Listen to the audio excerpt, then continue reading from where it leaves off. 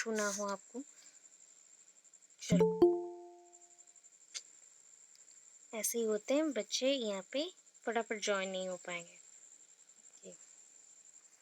Okay, सो यहाँ पे हमने कुछ पॉइंट्स मेंशन किया था। This points are that is 3 levels of teaching is present. Okay, 3 levels हैं टीचिंग में, ओनली 3 लेवल्स हैं।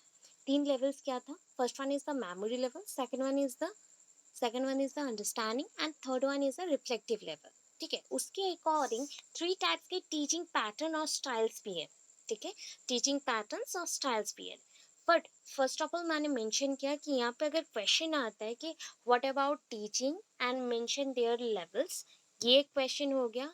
वैसे और एक क्वेश्चन आया, right about the teaching concept and what is the relationship between the teaching and training, और make a difference between teaching and instruction और conditioning और इंडोक्ट्रिनेशन, ऐसे आ गया। या फिर आया right about the variables of teaching. तो ये 3 क्वेश्चन जब भी आएगा ना, तीनों का 2 पेजेस सेम रहेंगे, आंसर्स में 2 पेजेस सेम रहेंगे। क्या है? फर्स्ट पॉइंट इज टीचिंग का जो कंसेप्ट है, that means introduction to teaching. ठीक है, इंट्रोडक्शन टू टीचिंग सेम रहेगा ऑलवेज। क्या होगा? इंट्रोडक्शन, आपका जो पॉइंट है इंट्रोडक्शन सेम रहेगा। आफ्टर इंट्रो पार्ट आपका इंट्रोडक्शन टू टीचिंग है, नॉट अकॉर्डिंग टू कंसेप्ट। आपका जो यहाँ पे कंसेप्ट पूछा गया है क्वेश्चन में, वो नहीं है। ये कंपलसरी पोर्शन है रिलेटेड टू टीचिंग। आपको शिक्षण के बारे में ये तीनों क्वेश्चन में लिखना है। Teaching, then meaning, then definition. Meaning भी लिखना है एंड डेफिनेशन भी आपको मेंशन करना है। डेफिनेशन भी आपको मेंशन करना है। ये 3 पॉइंट के बाद meaning, definition and teaching, then nextly mention करना है characteristics. Characteristics, characteristics is very important, because characteristics आप मेंशन करते हो तो आधा पेजेस कंप्लीट हो जाएगा एंड इस अकॉर्डिंग आपका एक्सप्लेनेशन बहुत ही नीट एंड क्लीन रहेगा, नीट एंड क्लीन रहेगा। तो उसके बाद अगर कंपैरिजन आया या उसके वेरिएबल्स आते हैं तो मार्क फेचिंग हो जाता है। तो ये 2 पेजेस कंपलसरी मेंशन करना है। उसके बाद हमने मेमोरी लेवल पढ़ लिया था। That is a memory level is that point where the teachers explanation or teachers knowledge is 100% and students knowledge is 0. that means ये क्लास 1 और क्लास 2 के बच्चे हैं जहाँ पे उनका नॉलेज बहुत ही कम है एंड उनका नॉलेज कहाँ से आएगा? अभी अभी टीचर से आएगा, बाय क्रेमिंग और गुड ट्रेनिंग और एनीथिंग। कुछ क्वेश्चन है, कुछ डाउट है? सुनो, ओके, सो बहुत अच्छे से story wise soon low and आप लिख के भी रखो एंड स्कीमेटिक प्रेजेंटेशन बना के रखो। और किसी को मैं ज्वाइन नहीं करूंगी, जो हो गया हो गया। चलो, अभी मेमोरी लेवल में मैंने एक पॉइंट बताया जिससे आप एक्सप्लेनेशन दे सकते हो, that is the teachers knowledge is 100%। Here the teachers knowledge is 100%। यहाँ पे जो शिक्षक रहेंगे या शिक्षिका रहेंगे जो भी यहाँ पे पढ़ा रहे हैं और नॉलेज इम्पार्ट कर रहे हैं, नॉलेज दे रहे हैं, उनका यहाँ पे नॉलेज कितना रहेगा? 100% है। बिकॉज छोटे बच्चे हैं, तो छोटे बच्चों का नॉलेज 0 और ऑलमोस्ट बोल सकते हैं 10% जैसा है, बट यहाँ पे टीचर का नॉलेज 100% रहेगा। So teacher always try to impart their knowledge to students who is knowledgeless, जो भी आपके नॉलेजलेस है। यहाँ पे स्टूडेंट को मैंने इज मेंशन किया बिकॉज एक स्टूडेंट को लेके मैंने एक्सप्लेनेशन दिया, अदरवाइज बहुत सारे होंगे तो आर आप मेंशन कर सकते हो। ठीक है, अभी देखो यहाँ पे टीचिंग लेवल पे जो आपका टीचिंग सेशन आ रहा है ना, टीचिंग में थर्ड पॉइंट पे आता है अंडरस्टैंडिंग। सो अगर हम कंपेयर करते हैं according to memory level and understanding level, there is a vast difference. Because in the memory level यहाँ पे जो भी स्टूडेंट्स हैं या फिर टीचर्स हैं, यहाँ पे क्या करेंगे? टीचर्स को क्रैमिंग करेंगे। दैट मीन्स मैं जो भी रिपीट कर रही हूँ वो चीज यहाँ पे बच्चा रिपीटेडली बोलेगा, तो ये हो गया cramming type. Cramming type repeat करना। सो दैट इज यहाँ पे जो भी स्टूडेंट्स हैं क्रैमिंग करे इन memory level. But in case of understanding level and reflective level, यहाँ पे बच्चे बड़े हो जा रहे हैं। ठीक है, थोड़ा थोड़ा क्लास वाइज वो बड़े होते जा रहे हैं। So in understanding level, understanding is the middle point, और ये बोल सकते एक ब्रिज है। थिंक कर लो, एक ब्रिज है, बड़ा सा यहाँ पे ब्रिज है। बिकॉज यहाँ पे राइटिंग के लिए कोई भी ये एक्स्ट्रा यहाँ पे मेंशन नहीं हो सकता, तो उसके अकॉर्डिंग हम यहाँ पे कुछ मेंशन नहीं कर पा रहे। ठीक है, तो मैं जो समझा रही हूँ आई होप आपको समझ आ रहा हो। सो थिंक कर लो कि 2 पॉइंट है, one point is A, another point is B. दो बिंदु ले लो, हिंदी में बोल रही हूँ, दो बिंदु ले लो, एक साइड में मेंशन करे ए, दूसरे साइड में मेंशन करे बी.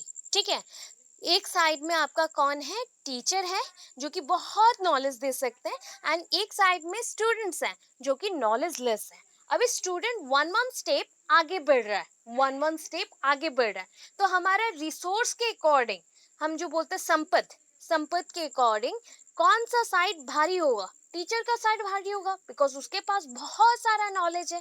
सो अभी स्टूडेंट वन बाय वन जब क्लास में आगे बढ़ता है, by crossing their examination और by passing their examination, तो वो क्या करेगा, अपना नॉलेज को एक्वायर कर रहा है. तो मेमोरी लेवल में बच्चा रोड लर्निंग कर रहा है, क्रैमिंग कर रहा है.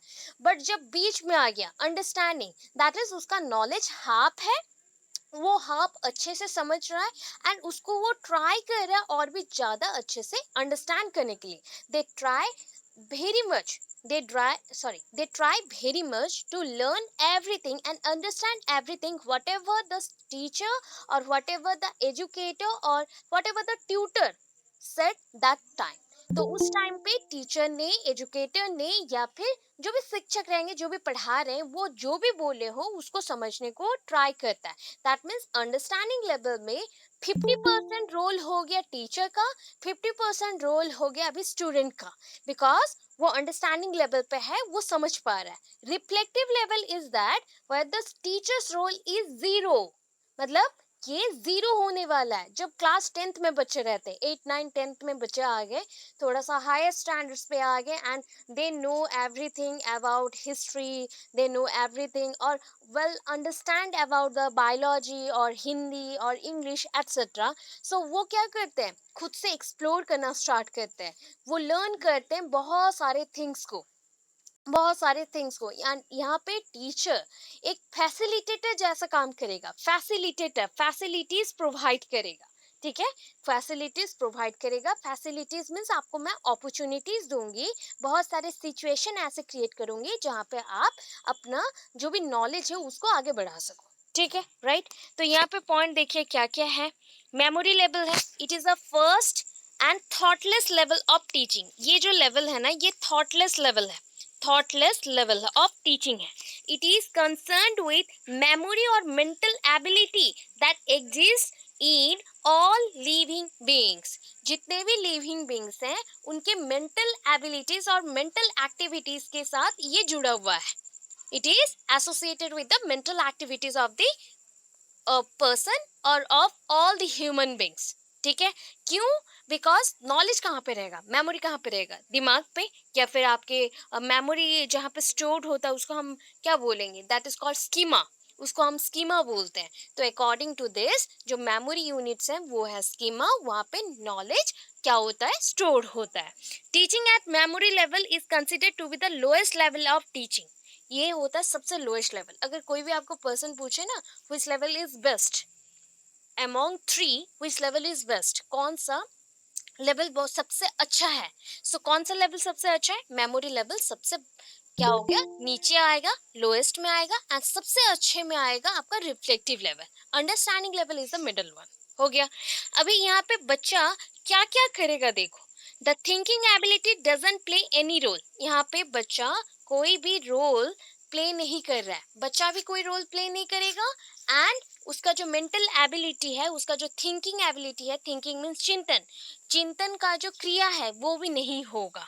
ठीक है, students only cram the fact, information, formulas, laws and that are taught to them. जो उनको बोला जाए, that means related to any type of table, और मैंने अल्फ़ाबेट सिखाया तो A for apple, B for ball, ऐसे मैंने मेंशन किया. जो मैं बोलूँ, जो मैं इंफॉर्मेशन दूँ एज एन एजुकेटर और एज ए टीचर, तो वहाँ पे बच्चा उसको क्रैम करेगा, मतलब रिपीटेडली वो रोट लर्निंग कर रहा है. हाँ, 2 2s are 4, 2 1s are 2, ऐसे बार बार रिपीट करेगा. ये हो गया क्रैमिंग. और क्रैम्प, क्रैम्प नहीं है, CRAM है. ठीक है. Third one is the teaching is nothing but learning. Teaching को यहाँ पे हमने क्या बोला, टीचिंग ऐसा कुछ बड़ा चीज नहीं है.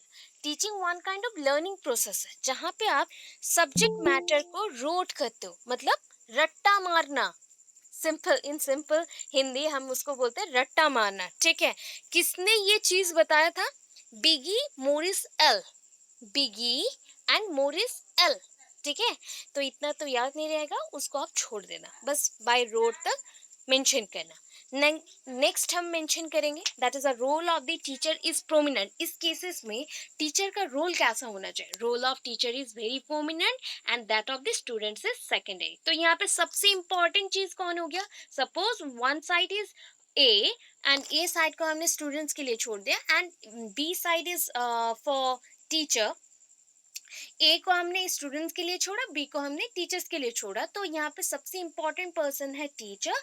तो रोल ऑफ टीचर जो बी में है वो प्राइमरी है एंड रोल ऑफ स्टूडेंट्स जो यहाँ पे है, बिकॉज यहाँ पे स्टूडेंट्स ओनली टीचर जो बोल रहे हैं उसको ही क्रैम कर रहे हैं या फिर रोड कर रहे हैं, लर्निंग बाय डूइंग नहीं हो रहा, रोड के थ्रू यहाँ पे प्रैक्टिस कर रहे हैं, तो यहाँ पे वो सेकेंडरी है। मतलब आप अगर श्रेणीगत करते हैं, जस्ट लाइक कोई भी वर्ग में वर्गीकरण जो हम बोलते हैं ना कि स्टूडेंट्स को कहाँ रखेंगे, टीचर्स को कहाँ रखेंगे, तो हम जो विभाजित करते हैं, तो यहाँ पे प्रथम में कौन आएगा? प्रथम में आएंगे शिक्षक और टीचर आएंगे। द्वितीय तक कौन आएगा? यहाँ पे द्वितीय में आएगा आपके स्टूडेंट्स, ठीक है। यहाँ पे स्टडी मटेरियल जो होता है ना, आप जानते हो छोटे बच्चों को जो स्टडी मटेरियल आप देते हो वो ऑलरेडी प्री प्लान्ड रहता है। ऐसा नहीं रहता छोटे बच्चों के लिए सडनली कोई ऐसा बुक नहीं आ जाएगा जो जहाँ पे बहुत सारे थिंग्स होंगे, नॉलेज होंगे एंड उसको पढ़ना पड़े। आप जो उसको पढ़ा रहे हो या फिर समझा रहे हो, दैट ऑल्सो प्री प्लान्ड। वो पहले से ही प्लान रहता है कि बच्चे को इस वे में ही जाना है, तब जाके बच्चा कैच करेगा एंड समझेगा, उसको सीक्वेंस ऑर्डर में ही जाएगा।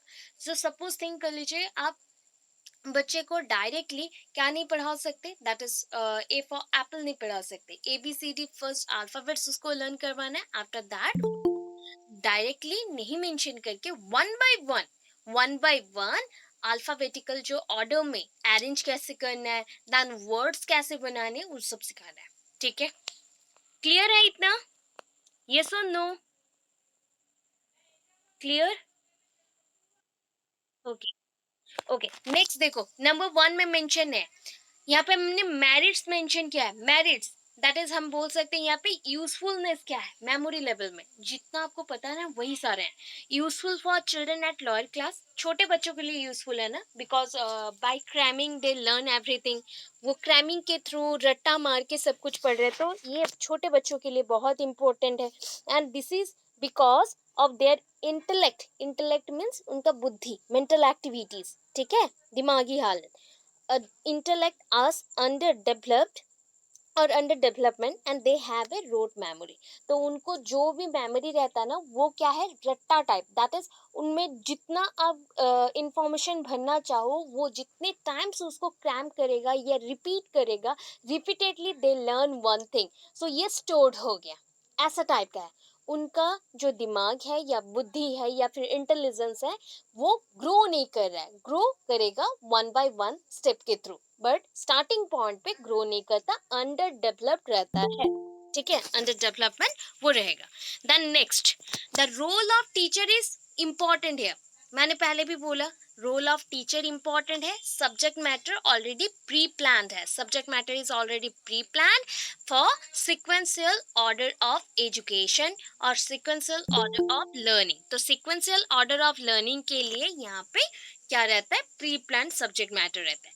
जो भी बच्चे इस लेवल पे, third point, the knowledge acquired at memory level, जो भी नॉलेज बच्चे यहाँ पे एक्वायर करते हैं, दैट मीन्स अधिग्रहण करना, ग्रहण करना, परसीव करना, कंसीव करना, वन काइंड ऑफ नॉलेज को हम क्या कर रहे हैं? जस्ट लाइक आप एक जग में पानी डाल रहे हो ना, वैसे एक छोटे बच्चों का सर को मान लो एम्प्टी वेसल जैसा है एंड उसमें हमने कुछ इंफॉर्मेशन डाल दिया। सो ये क्यों है? It is the basis for the future, basis for the future. कौन सा फ्यूचर? बच्चों के फ्यूचर के लिए it is beneficial for the child's future. तो बच्चों के फ्यूचर्स के लिए एंड उनका जो इंटेलिजेंस लेवल है उसके लिए ये इम्पोर्टेंट है। तो थिंकिंग यहाँ पे रिक्वायर्ड नहीं है टोटली, बट अपर लेवल में थिंकिंग रिक्वायर्ड है। तो फ्यूचर में थिंकिंग के लिए आपको एक बेस चाहिए, फाउंडेशन चाहिए, वो होता है मेमोरी लेवल। ठीक है। Memory level acts as a first step for understanding and reflective level. जो नेक्स्ट दो लेवल्स हैं उसके लिए ये क्या हो गया, one kind of first step है और बेस पॉइंट है। इतना हो गया। डीमेरिट्स में जो जो पॉइंट्स अभी पढ़े हैं ना उसमें डीमेरिट्स भी है। बच्चा यहाँ पे रोट लर्निंग कर रहा है, दैट मीन्स स्टूडेंट्स और child repeatedly learn by rote cramming के थ्रू या रोट और इमिटेशन के थ्रू, कॉपिंग के थ्रू, मतलब मुझे कॉपी करके ही वो पढ़ रहा है, तो यहाँ पे खुद से कुछ एक्सप्लोर नहीं किया, not explore anything by own self. So it was sorry, it is not beneficial for them or for their now A days life. जो उनका टुडेज लाइफ और नेक्स्ट जेनरेशन में नेक्स्ट जो डे का प्लानिंग होगा वो भी यही मेमोरी के ऊपर डिपेंड करता है। सो ये जो पहले उनके पास नॉलेज था उसी के बेसिस पे एडिशन ऑफ मेमोरीज हो रहा है, addition of memories, that means one by one memory added up हो रहा है, one by one memory added up हो रहे हैं, एंड वो जितना रिमेम्बर करके रखते हैं उतना ही वो स्टोर करते हैं अपने स्कीमास में, जो कि फ्यूचर में ये बेस पॉइंट बनाएगा कि वो नेक्स्ट लेवल का थिंकिंग कर सके। इतना तो क्लियर है। बट ये जो नॉलेज है रूटिंग के थ्रू आ रहा है, that means one kind of, मैं बोल सकती हूँ रिपीटेशन ट्रायल एंड एरर, जैसा हम लोग कर रहे थे वैसे टाइप है। मतलब ट्राई ट्राई ट्राई, बहुत सारा ट्राई करने के बाद कोई चीज़ आपके ब्रेन में स्टक हो जाता है, रह जाता है। तो ये रियल टैलेंट्स नहीं है, बच्चों का रियल टैलेंट नहीं है। बच्चों को सिर्फ क्या करवाया जा रहा है, जस्ट लाइक क्रैमिंग करो, रिपीटेशन करो, रिपीटेशन करो। बच्चों को यहाँ पे हम क्या कर रहे हैं ना, डिसिप्लिन में रखते हैं, बहुत स्ट्रिक्ट डिसिप्लिन में मेंशन कर रहे हैं। यस,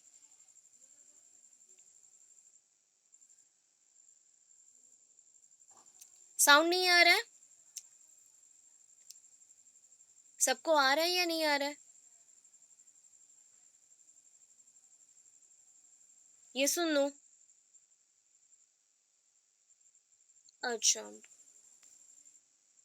अभी आ रहा है?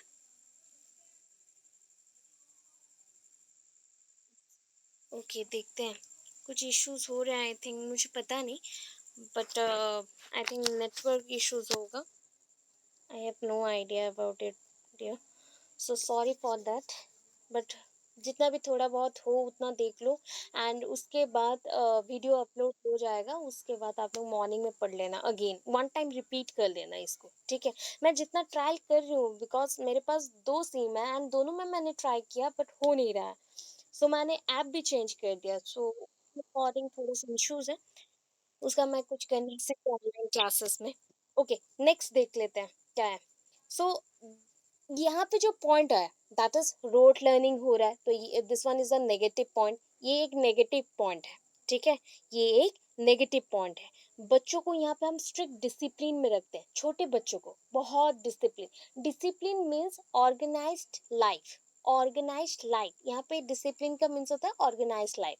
सो हम स्ट्रिक्ट डिसिप्लिन में बच्चों को जब रखते हैं तो repeatedly same work same fashion पे और सेम मैनर पे उनको करना पड़ता है, just like one kind of manipulation है। आप मैनिपुलेट करते हो कि बच्चों को रिपीटेडली सेम थिंग को करना है, तो ये पॉइंट यहाँ पे रॉन्ग है। दैट इज बच्चा कोई भी चीज को एक्सप्लोर नहीं कर रहा है, न्यू थिंग्स को एक्सप्लोर नहीं कर रहा है। देन थर्ड वन तो हो गया। फोर्थ वन क्या है, intelligence doesn't carry any importance है। यहाँ पे बच्चों का इंटेलिजेंस और रियल टैलेंट वर्क नहीं करता है, उसका कोई भी इम्पोर्टेंस नहीं है। Intelligence doesn't carry any importance in this type of teaching, because यहाँ पे मोटिवेशन का भी लैकिंग है, बच्चे कोई चीज को एक्सप्लोर नहीं कर रहे, राइट। हो गया। अभी बच्चों का कोई भी कंट्रीब्यूशन इसमें नहीं था, टोटली बच्चे जीरो पे चल रहे थे एंड टीचर 100% पे चल रहे थे, बिकॉज टीचर यहाँ पे नॉलेज को इम्पार्ट करे, राइट। इसके बाद नेक्स्ट है अंडरस्टैंडिंग लेवल। ऑलरेडी मैंने मेंशन किया कि अंडरस्टैंडिंग लेवल में बच्चों का नॉलेज इंक्रीज होगा, एंड उसके साथ बच्चे क्या क्या करेंगे, they grasp knowledge, they grasp the idea और नॉलेज एंड इंफॉर्मेशन, ठीक है। जो भी पॉइंट्स आपको पता है, suppose you are in class 5 and you think about pollution, ठीक है। आप थिंक करते हो पोल्यूशन के, क्या है पोल्यूशन, क्या होता है, what do we mean by pollutants. Pollutants क्या है, अभी पोल्यूशन कौन क्रिएट करता है, हु क्रिएट्स पोल्यूशन, वो बहुत सारे वेरिएशन के साथ क्वेश्चंस आस्क करेंगे। And as a teacher you explore their points, explore कैसे करेंगे उनके पॉइंट्स को, वो जो भी थिंक्स करते हैं उसके साथ ऑब्जेक्ट्स को दिखाओ, उसके साथ पिक्चर्स को दिखाओ, ठीक है। तो उससे वो इंफॉर्मेशन को ड्रॉ आउट करेगा। After drawing out any type of information related to pollution they get their original point according to pollution, ठीक है। आफ्टर ड्रॉइंग आउट उस पिक्चर से उन्होंने समझा कि यहाँ पे पोल्यूशन बहुत ज़्यादा है। तो पोल्यूशन क्या है ना, pollution one kind of outer और एनी सब्सटेंसेस है, वेस्ट मटेरियल्स हैं which are created by our household activities or our vehicles or automobiles and different types of mechanical gadgets etc, and creating lot of sound pollution, lot of disaster or any type of harmful activities। तो इतना उन्होंने draw out किया कि ये सारे harmful हैं, ठीक है, हार्मफुल है, ये हमारे सराउंडिंग में रह के साउंड पोल्यूशन क्रिएट कर रहा है, ये हमारे बॉडी में भी रह के बॉडी को भी हार्म कर रहा है। जस्ट लाइक हम बहुत ज़्यादा ऑयल ऑयल ले रहे हैं या फिर ऑयली फूड खा रहे हैं, इनटेक कर रहे हैं वेरियस टाइप्स ऑफ केमिकल्स को, then these are very harmful. इतना उनको समझ आए। दैट मीन्स क्लास 5 के बच्चों को आप क्या दिखाओगे, जो उनको पॉइंट्स पता है, जो आपको क्वेश्चन वो कर रहे हैं, तो उस पॉइंट पे टीचर का वर्क होता है, एक्टिविटीज होता है कि वो ऑब्जेक्ट्स और पिक्चर्स को दिखाए, तो वो कनेक्ट कर सके, उनके पॉइंट्स को एक्सप्लोर करने में हेल्प कर सके। सो इससे बच्चों का साइकोलॉजी साइकोलॉजी दैट इज उनके माइंड में या मेंटल एक्टिविटीज में क्या हो जाएगा, बहुत ज़्यादा ही इफेक्ट आएगा। एंड अकॉर्डिंग टू दिस बच्चों का अंडरस्टैंडिंग लेवल और भी इंक्रीज होगा। अभी अंडरस्टैंडिंग के लिए ना 3 इंपॉर्टेंट पॉइंट्स, 3 इंपॉर्टेंट पॉइंट्स।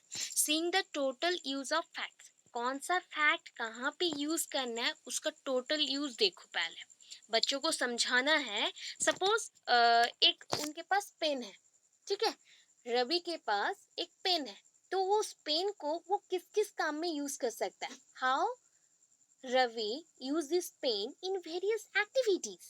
तो उसके लिए जितना भी उसको इंफॉर्मेशन चाहिए रिलेटेड टू पेन, उसको समझना पड़ेगा, उसको एक्सप्लोरेशन करने के लिए हेल्प करना पड़ेगा। This one is the first. Second one is seeing the relationship, pen के साथ उसका रिलेशनशिप क्या है, पेन को यूज करने से वो क्या क्या कर सकता है, वो उतना जाना, ठीक है। मैंने एग्जांपल्स दिया सीइंग द रिलेशनशिप। देन ये generalize insight. Insight means, what do you mean by insight? इन, आप लोग जानते हो, सब कोई जानते हो।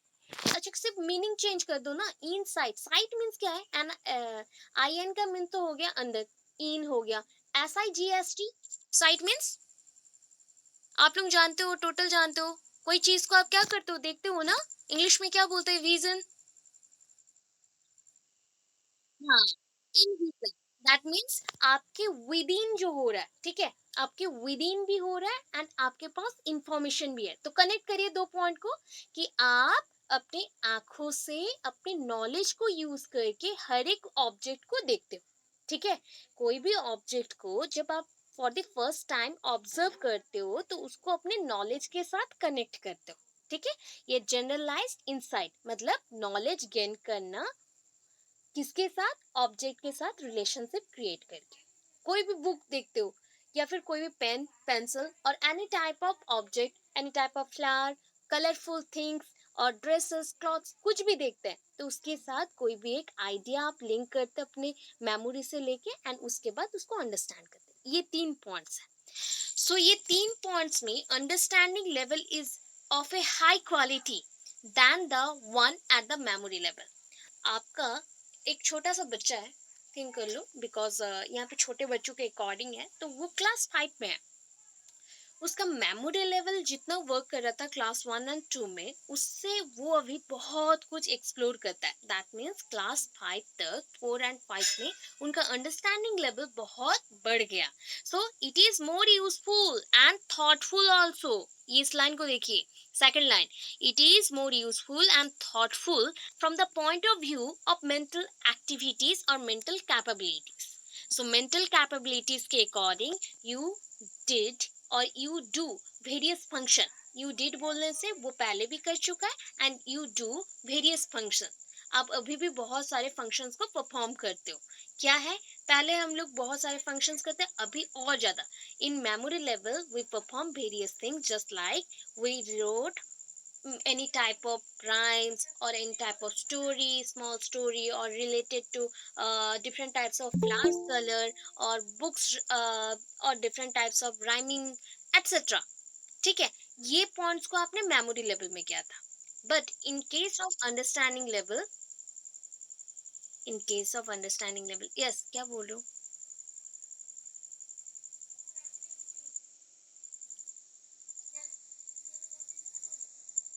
साउंड नहीं आ रहा?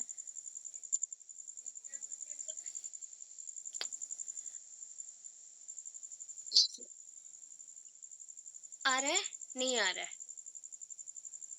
आ रहा है, थोड़ा बहुत आ रहा है। आ रहा है ना? अच्छा, जिनको नहीं आ रहा है तो वो थोड़ा-सा अपना नेटवर्क को चेक कर लो एंड नेट को ऑन ऑफ करके जॉइन करो अगेन, ठीक है? बट ये प्रॉब्लम है यहाँ पे, आप अगर लेफ्ट करते हो अगेन जॉइन में इश्यूज़ हो रहा है। तो ये आई थिंक क्या हो रहा है मुझे नहीं पता, बट जितना पॉसिबल मैं पढ़ा रही हूँ, ठीक है? सुन लो, स्टोरीज ऐसा ही सुन लो जितना हो पा रहा है। अगेन मैंने बोला ना, मैं अपलोड कर दूंगी एंड मॉर्निंग में वन टाइम रिवाइज कर लेना। उसके बाद भी नहीं होता है देन फिर से मैं ट्राई करूंगी आप लोगों को फिर से एट अ टाइम सब कुछ समझाने के लिए, थोड़ा थोड़ा करके। अच्छा देखो, यहाँ पे इस लेवल पे क्या होगा, दैट मीन्स इन कंपैरिजन अगर हम लोग दो चीजों को रख रहे हैं, कौन सा चीज है, मेमोरी लेवल है अंडरस्टैंडिंग। तो understanding level is very thoughtful. वहां पे बच्चे एक्सप्लोर करें, अंडरस्टैंड करें, कोई चीजों को समझ रहे हैं, उनका ज्ञान बढ़ गया, ज्ञान में विकसित हो गया, ज्ञान विकसित हो रहा है। तो इस पॉइंट पे आपने क्या समझा कि टीचर जितना एक्सप्लेन करेगा एंड स्टूडेंट जितना अंडरस्टैंड करेगा, इसका स्ट्रॉन्ग कनेक्शंस हैं, ठीक है?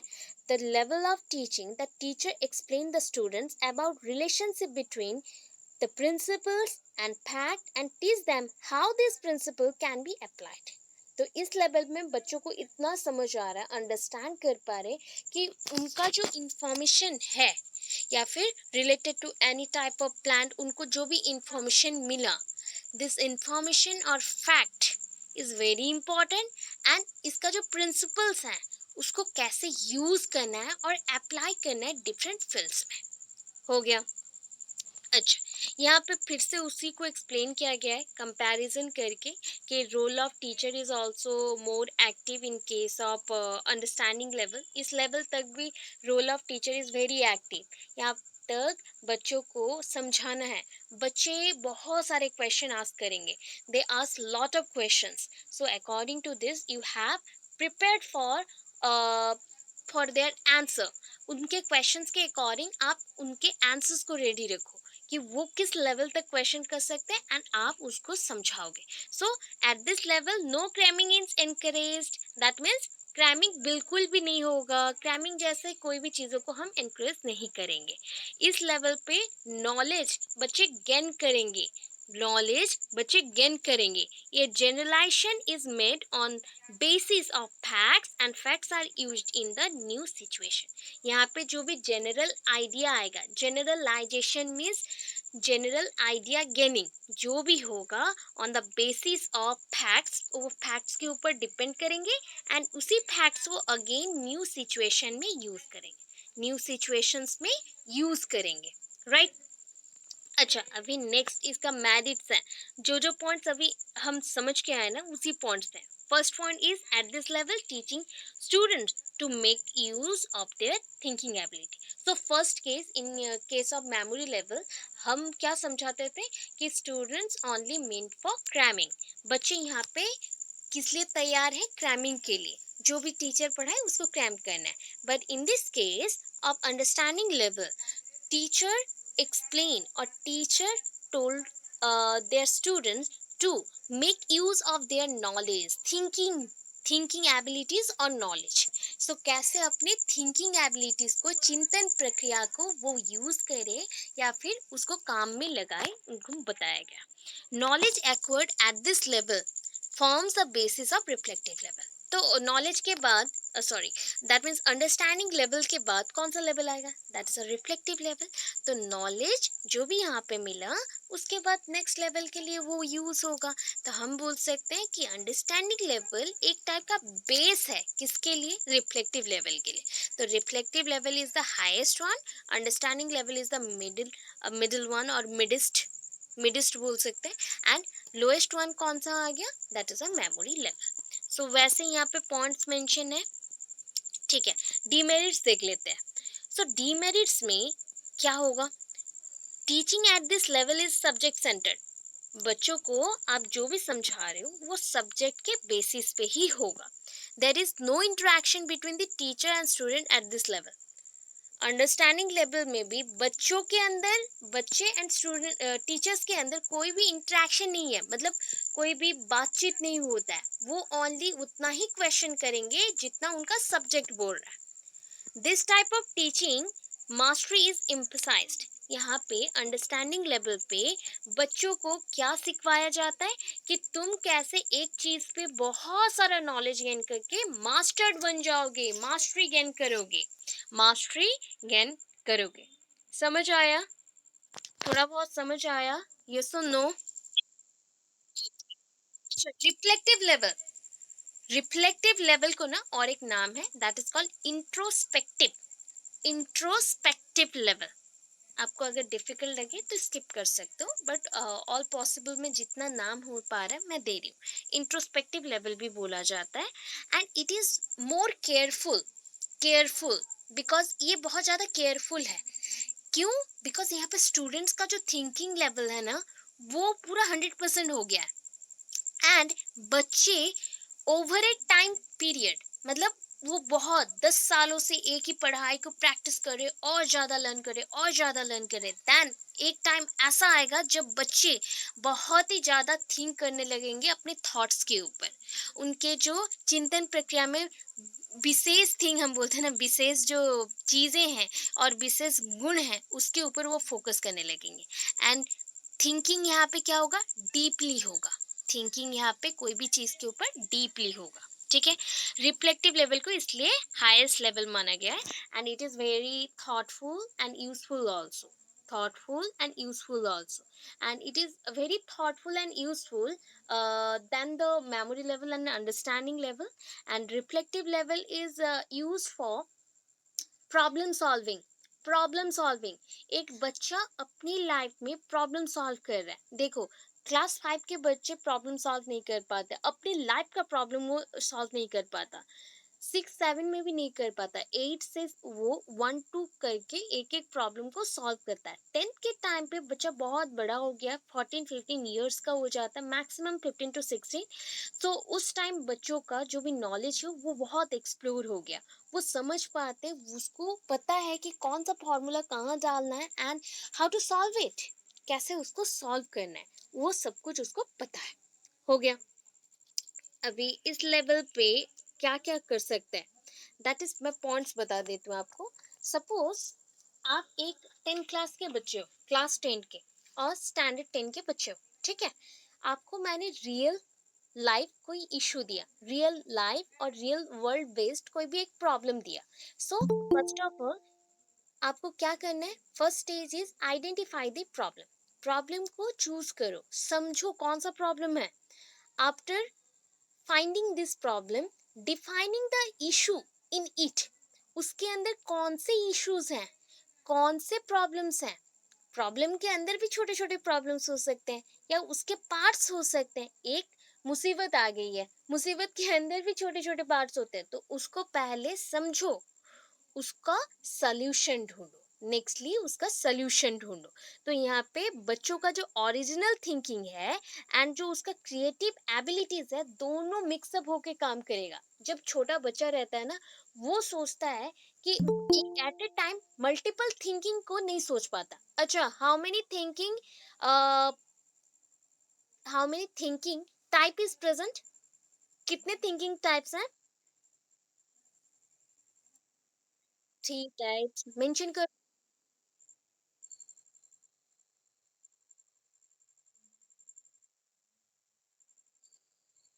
critical thinking, lateral thinking, creative thinking, and creative thinking. Okay, thank you. So ये थ्री टाइप्स का थिंकिंग हो गया, बट अगेन हम ऐड करेंगे दो टाइप का, that is called divergent and convergent thinking. Divergent मैंने बहुत बार बोला है, डाई मीन्स टू, ठीक है, डाई मीन्स टू। सो एक से ज्यादा पॉइंट्स को जाना है। सपोज आप एक प्रॉब्लम में हो, सडनली आपके लाइफ में और भी प्रॉब्लम्स आ गए, सो आप क्या करोगे, at a time multiple problems को सॉल्व कर रहे हो, तो मल्टीपल थिंकिंग कर रहे हैं। सो एक पॉइंट से निकल के हम मल्टीपल एरियाज के लिए थिंक कर रहे हैं, तो that is called divergent, diverge होना। And convergent, that is multiple point से आप आए एंड एक ही पॉइंट पे पहुंच, ठीक है, आपके पास एक ही प्रॉब्लम है बट उसका सोल्यूशन मल्टीपल्स है, एंड सारे मल्टीपल सोल्यूशंस का अल्टीमेट एम क्या है, उसी एक पॉइंट को सॉल्व करना। तो ये कन्वर्जेंट डाइवर्जेंट भी यहाँ पे ऐड करते हैं, ठीक है। सो ओरिजिनल थिंकिंग है क्रिएटिव एबिलिटी को। अच्छा, कुछ पूछ रहे हो? अच्छा, रिपीट कर दो, ओके ओके ओके, हम बता दे रहे शॉर्टकट वे में। ओके, मैंने बोला, ओके, सो फर्स्ट पॉइंट मैंने बोला कि डाइवर्जेंट, डाइवर्जेंट मीन्स टू, ठीक है, डाइवर्ज होना, ओनली डाई समझो ना, डाई मीन्स टू, ठीक है, बाकी का पॉइंट्स अलग समझेंगे। डाइवर्जेंट मेंशन हुआ, सो आप क्या करोगे, सपोज आप एक प्रॉब्लम में हो, लाइफ में तो हम मल्टीपल प्रॉब्लम्स को फेस कर रहे हैं, एक प्रॉब्लम में है एंड उसी टाइम आपने देखा कि आप बहुत सारे प्रॉब्लम से घिरे हुए हो, मल्टीपल प्रॉब्लम्स आ गए, तो एक प्रॉब्लम को सॉल्व करते हुए मैं मल्टीपल प्रॉब्लम्स की तरफ भी चलूंगी, that is one to many, one to many. One to many को जब हम मूव करते हैं, वो आइडियाज के बेस्ड हो, प्रॉब्लम्स के बेस्ड हो, या फिर कोई भी वर्क के बेस्ड हो, दैट इज कॉल्ड डाइवर्जन। यहाँ पे थिंकिंग के अकॉर्डिंग है, दैट मीन्स आइडियाज जनरेशन के अकॉर्डिंग एक प्रॉब्लम के लिए आप बहुत सारे आइडियाज को जनरेट करोगे एंड एक एक को आप यूज करके मल्टीपल रिजल्ट्स प्रोवाइड करोगे, मल्टीपल रिजल्ट्स आएंगे, सिंगल रिजल्ट्स नहीं, मल्टीपल रिजल्ट्स आएंगे, तो that is called divergent. Convergent में क्या हुआ, दैट इज आप एक प्रॉब्लम में फंसे हैं एंड एक प्रॉब्लम के लिए आपके पास मल्टीपल आइडियाज है, ठीक है, मल्टीपल आइडियाज हैं एंड मल्टीपल आइडियाज को सॉल्व भी करें ना, कोई भी एक आइडियाज को पकड़ो एंड उसके थ्रू सॉल्व करते हैं, सो अल्टीमेट जो मेरा रिजल्ट चाहिए था उसी की तरफ पहुंचेंगे, मतलब सिंगल डायरेक्शन है। तो मल्टीपल, मेनी टू वन में जब आते हैं तो that is called convergent, many ideas to one ideas और many areas to one area, तो उसको हम कन्वर्जेंट बोलेंगे। Divergent is opposite of convergent, that is one to many, one to many, एक से बहुत सारे, एक से बहुत सारे, सो एक से बहुत सारे हो गए तो डाइवर्जेंट, बहुत सारे से एक में आ गए तो कन्वर्जेंट, ठीक है। सो यहाँ पे बच्चों का हम क्या करें, कोई भी प्रॉब्लम को कैसे सॉल्व करना है, पहले आइडेंटिफाई करना है, आइडेंटिफाई द प्रॉब्लम, देन उसके बाद finding the solution of it, उसका सोल्यूशन ढूंढना है, डिफाइनिंग करने के बाद सोल्यूशन ढूंढना है, तो बच्चों का ओरिजिनल थिंकिंग क्रिएटिव एबिलिटीज यहाँ पे क्या होता है, बढ़ता है, दैट इज डेवलप करता है। Role of the teacher in this level is democratic, democratic, that is not autocratic कि यहाँ पे टीचर आए उनके मन से जो समझे वो पढ़ा दिए, that is called autocratic, but democratic, in the democratic world we have equal opportunities to share our responsibilities and opinions, अपने responsibilities and opinion को share करने के लिए हमारे पास equal rights है, हमारे पास इक्वल राइट्स होते हैं, तो डेमोक्रेटिक है। तो role of teacher, role of a teacher is democratic, means अगर कोई बच्चे को कुछ भी डाउट होता है, वो बात करता है, उसी पॉइंट में टीचर यहाँ पे एक्सप्लेन करेंगे, अदरवाइज अदर पॉइंट्स पे कुछ नहीं करेंगे, हेल्प नहीं करेंगे, ठीक है। अच्छा, next, the role of student is quite active. यहाँ पे जो रोल ऑफ स्टूडेंट है बहुत एक्टिव रहेगा, बिकॉज यहाँ पे स्टूडेंट अपने रियल लाइफ इश्यूज को लेके सॉल्व कर रहे हैं, बातें कर रहे हैं, एक्सप्लेनेशन दे रहे हैं, तो यहाँ पे role of student is quite active, बहुत एक्टिव रहेंगे। एंड यहाँ पे जो टीचिंग प्रोसेस है ना, that is called problem centred, यहाँ पे प्रॉब्लम के बेस्ट होता है, बिकॉज बच्चे 15-16 ईयर्स के हो गए, they want to meet the real life और रियल सोसाइटी, तो उनको सीखना पड़ेगा सोसाइटी में कैसे जाना है, तो उसके लिए ये हो गया। अच्छा, मेरिट्स हैं, डिमेरिट्स हैं। यहाँ पे मेंशन है कि पहले जितने भी आपने पढ़ के आए ना, that is memory level is subject matter based, that is called subject centre. वो क्या हो गया, शिक्षा के केंद्रित हो गया, शिक्षा के हिसाब से जो भी उसको केंद्र करके चल रहा था। That means subject matter is pre plan and teacher has most important role in the memory level, and they try to impart their knowledge and explain every point and said sorry and say the students to learn it. So इतना ही बोलते हैं in the memory level. But in case of understanding level, बच्चों को बोला गया कि तुम अभी समझ पा रहे हो, तो halfly activities performed by teacher and halfly the activities performed by the students. तो यहाँ पे half half हो गया. But in case of reflective level, totally students are very important. तो इसको हम बोलते हैं लर्नर सेंटर्ड, मतलब यहाँ पे स्टूडेंट सेंटर्ड बोल सकते हो या फिर लर्नर सेंटर्ड है, यहाँ पे टीचर सेंटर्ड बिल्कुल नहीं है। तो at this level teaching is appropriate for the higher classes. इस टाइप का टीचिंग कौन से क्लासेस में होता है, 10th से जितने भी बच्चे ऊपर जाएंगे, दैट इज +2 +3, उस लेवल पे ये टाइप का टीचिंग होता है। At this level teaching is highly thoughtful. यहाँ पे टीचिंग बहुत ही थॉटफुल है and useful than the teaching at the memory और अंडरस्टैंडिंग लेवल। जो टीचिंग मेमोरी और अंडरस्टैंडिंग लेवल में किया गया था उससे बहुत ही अच्छा है। ठीक है।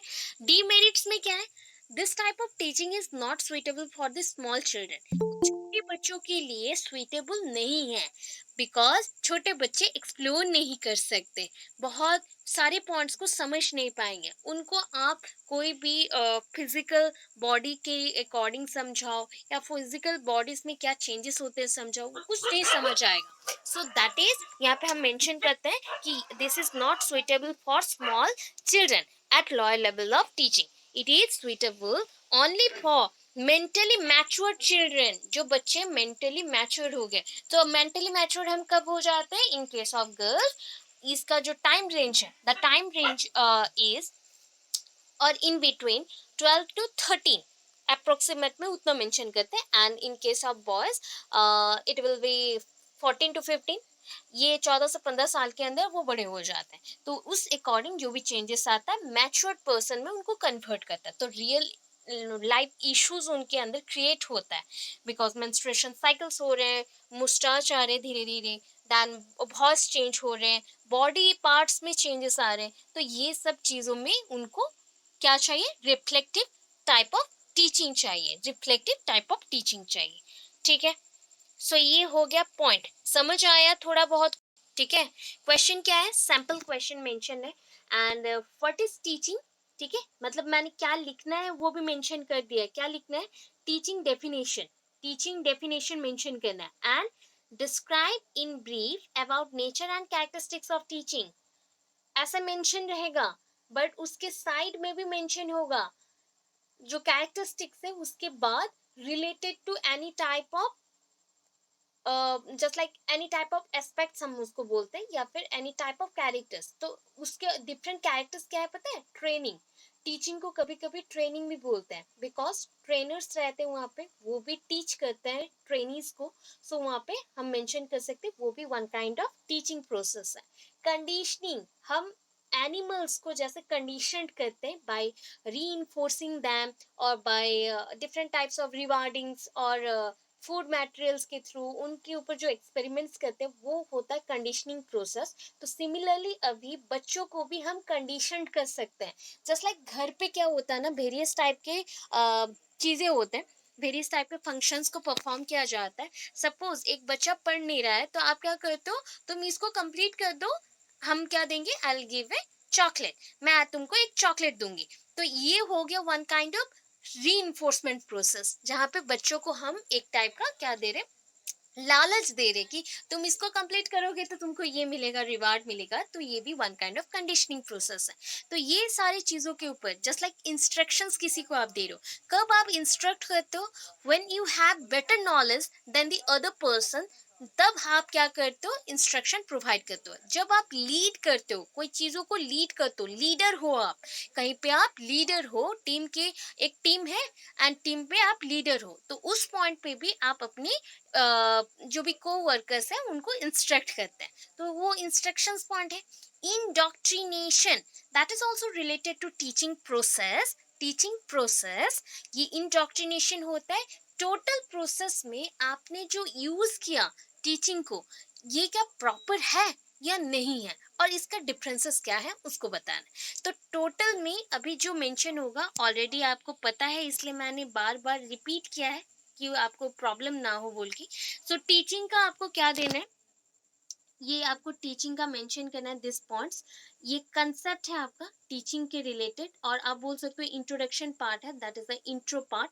ये इंट्रो पार्ट हो गया टीचिंग का। ऑलवेज मैंने बोला है कि 3.1 में भी आपने जो मेंशन किया था, 3.2 और 3.3 में भी आप सेम मेंशन करेंगे। अच्छा, 3.1 का 2 लॉन्ग क्वेश्चन है, 3.2 में 1 लॉन्ग क्वेश्चन है ओनली, 3.3 में भी 1 लॉन्ग क्वेश्चन है।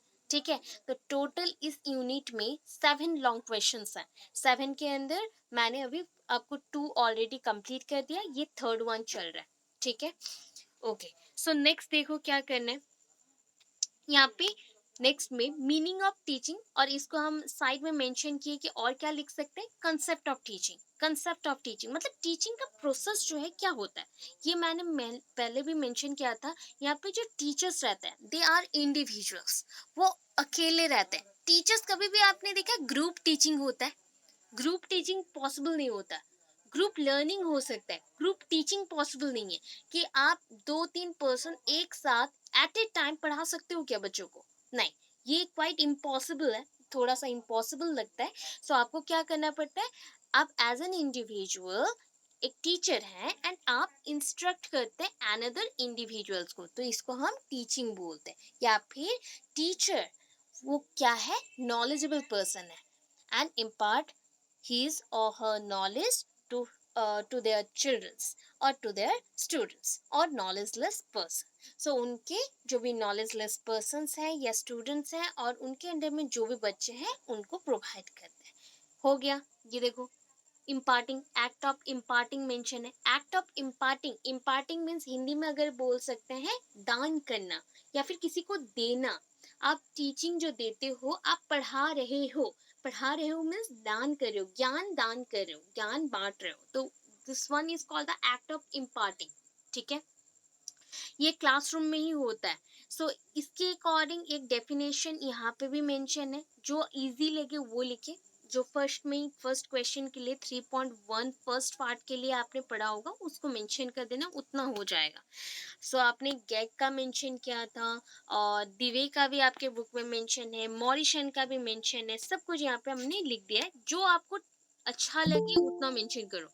Only only 1 or 2 definition, only 1 or 2 definition mention करें। Please mention only 1 or 2 definition. Okay, this much is enough for your question. According to long question, you have to write first the introduction, then meaning, then definition. Definition almost uh, two definitions is okay, but if the definition is one lined और one liner हो, मतलब single line में complete हो जा रहा है, then आप 2 से 3 जा सकते हो, 2 से 3। ठीक है, 2 से 3 आप लिख सकते हो, अदरवाइज 2 इज एनफ। देन देखिए यहाँ पे मैंने सिंगल लाइन में भी मेंशन किया, डबल लाइन में भी मेंशन किया। डेमोक्रेटिक पॉइंट ऑफ व्यू में है, क्लर्क के अकॉर्डिंग है, that is clerk. Okay, then NL Gage, और दैट इज आप गेग, बुक में गेग है हिंदी बुक में, बट आप इंग्लिश में गेज बोलेंगे। एंड जैक्सन का है JB Hough, Hough, JB Hough, and James के डनकैन, डनकैन, जेम्स के डनकैन। ये पॉइंट्स क्यों मेंशन है वो बता दो, वो बता दो क्यों मेंशन है, बिकॉज ये आंसर आप रखोगे फ्यूचर के लिए। फ्यूचर ओटेट सीटेट में एक डेफिनेशन ऐसा दे दिया, डेफिनेशन ऐसे मेंशन कर दिया एंड फिर क्वेश्चन करता हु सेड दिस पॉइंट। ठीक है, हु सेड दिस पॉइंट, इस पॉइंट को किसने मेंशन किया, तब आपको ऐसे ऑप्शंस मिलेंगे 4, एनएल गेज और जैक्सन और JB हफ, कौन सा मेंशन करना है, और नॉन ऑफ द अबव। सो आपको वहां पे टिक करना है। ठीक है, तो इसलिए जितना इंपॉर्टेंट है, जितना आ सकता है वोटेड सीटेड में, उस बेसिस पे मैंने डेफिनेशन दे दिया। आपके बुक के बाहर भी है, बिकॉज आपको अगर न्यूज पता हो तो ओडिशा, फॉर ओडिशा ओस्टेट एंड ओटेट के लिए जो आप बुक प्रिपेयर कर रहे हो, सॉरी बुक यूज कर रहे हो फॉर प्रिपरेशन, देन उसके अकॉर्डिंग मेंशन ये है कि अगर सपोज आप कुरुक्षेत्र या फिर अदर यूनिवर्सिटीज में पढ़ रहे हैं, देन आपको प्रिपरेशन के लिए ओडिशा के बुक को फॉलो करना पड़ेगा systematically according to Odisha syllabus. Otherwise कोई भी ऐसा क्वेश्चन आता है जहाँ पे आपके ओडिशा के बुक में अलग सा आंसर है एंड आपके कुरुक्षेत्र के बुक में अलग सा है, सो हम अप्लाई कौन सा करेंगे, यूज कौन सा करेंगे, ओडिशा बुक वाला। अगर वो रॉन्ग भी है तो उसको ही टिक करना है, ऐसा ही है, अदरवाइज मार्क्स नहीं मिलेंगे, नेगेटिव मार्किंग जैसा रहेगा एंड कट जाएगा। ठीक है, इतना क्लियर है? यस और नो? क्लियर है? फटाफट बोलो।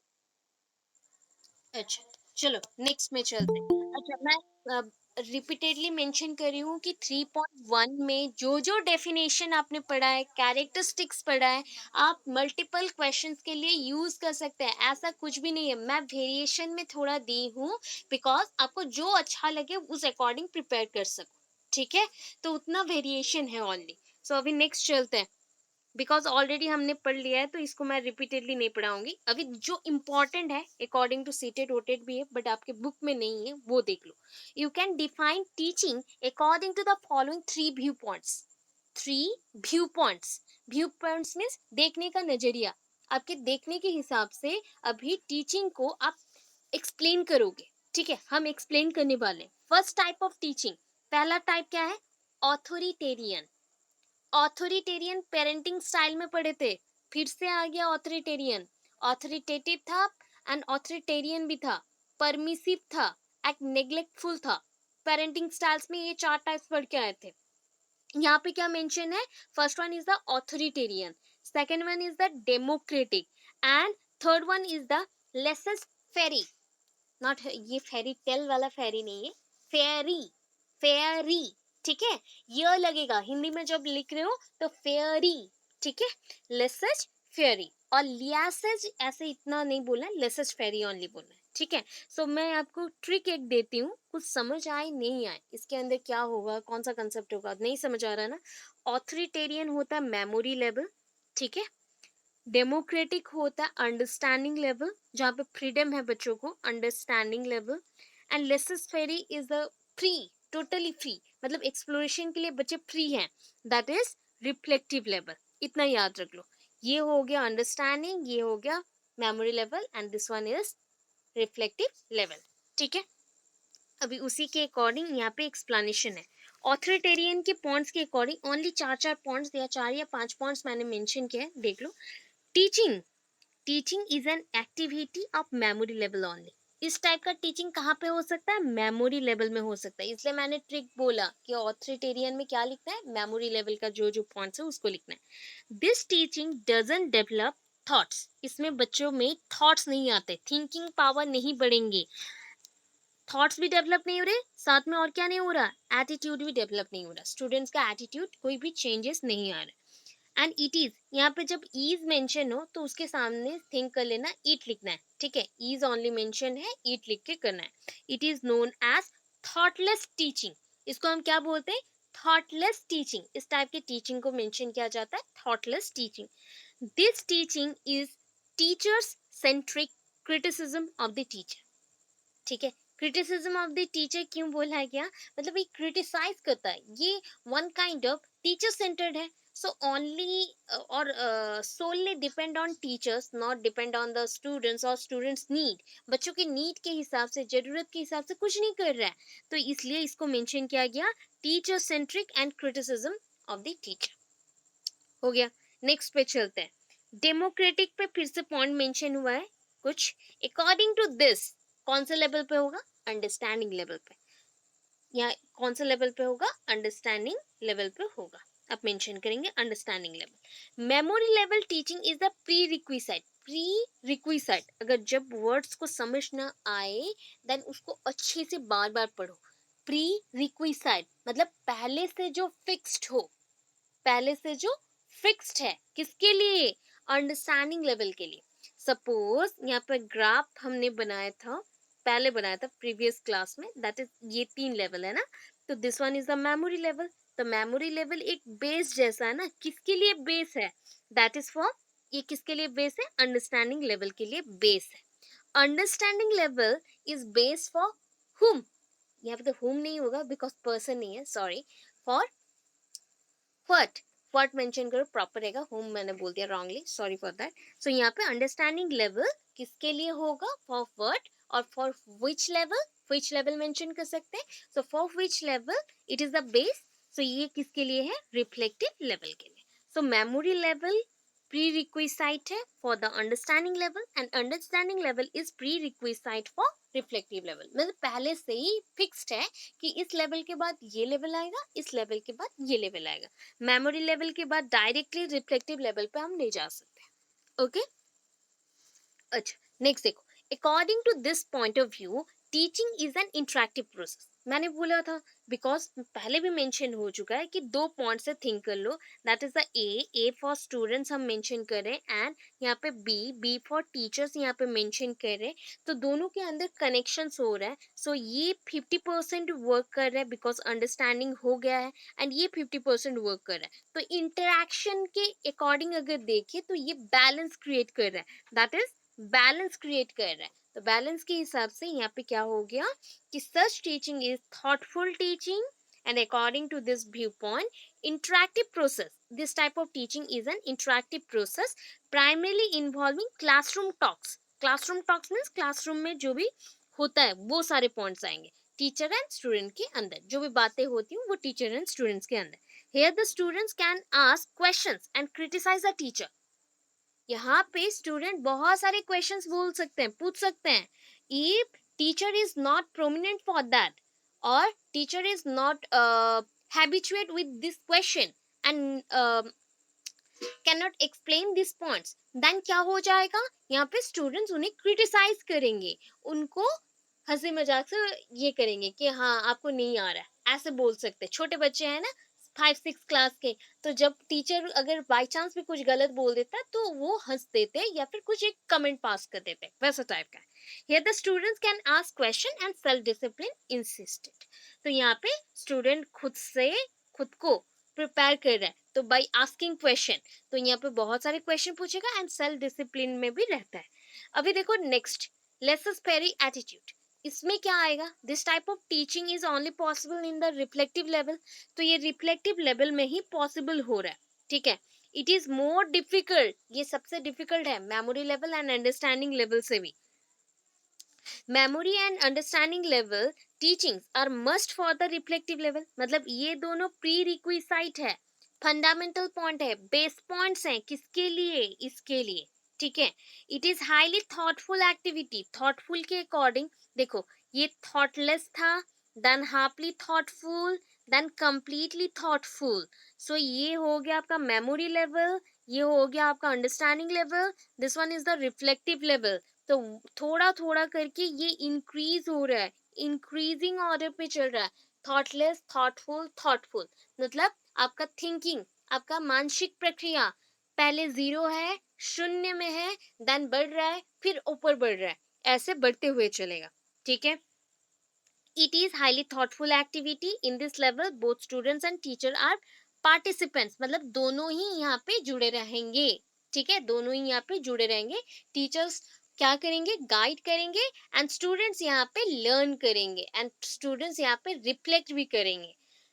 दिस लेवल प्रोड्यूसेस इंसाइट, मतलब स्टूडेंट्स को इन विजन के लिए, खुद को देखने के लिए, खुद को दिखाने नहीं, देखने के लिए अंदर में हमारे कितने नॉलेज है, हमारे अंदर कितना एटीट्यूड है, कितना हम प्रॉब्लम सॉल्विंग कर सकते हैं, ये कैपेबिलिटीज है, उसको शो करने के लिए हेल्प करता है।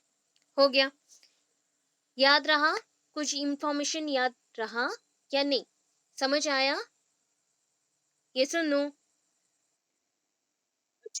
ओके, देखो अभी ना नेचर है, नेचर और कैरेक्टरिस्टिक्स मेंशन करना है, तो नेचर एंड कैरेक्टरिस्टिक्स बहुत ही इजीली हमने कहाँ पढ़ा था 3.1 में, यहाँ पे जो है मैंने एक्सप्लेनेशन के साथ दे दिया बिकॉज 3.1 में मैंने एक्सप्लेनेशन नहीं दिया था, एक्सप्लेनेशन में ओनली समझाया था, 7 to 20 पॉइंट्स है, यहाँ पे 11 to 12 पॉइंट्स, तो उस पॉइंट्स को आप एक्सप्लेनेशन के साथ वन टाइम यहाँ पे देख लोगे, that is teaching is A complete social process, ये सामाजिक प्रक्रिया है। सोसाइटी में हम रह रहे हैं, तो सोसाइटी के विद इन जब हम रहते हैं तो हम क्या करते हैं, तो सोसाइटी के विद इन जब हम रहते हैं तो उससे हम लर्न करते हैं, सोसाइटी से भी लर्न करते हैं। एंड स्कूल में भी सोसाइटी जैसा ही एक एनवायरनमेंट क्रिएट किया जाता है, that is called school is a miniature society.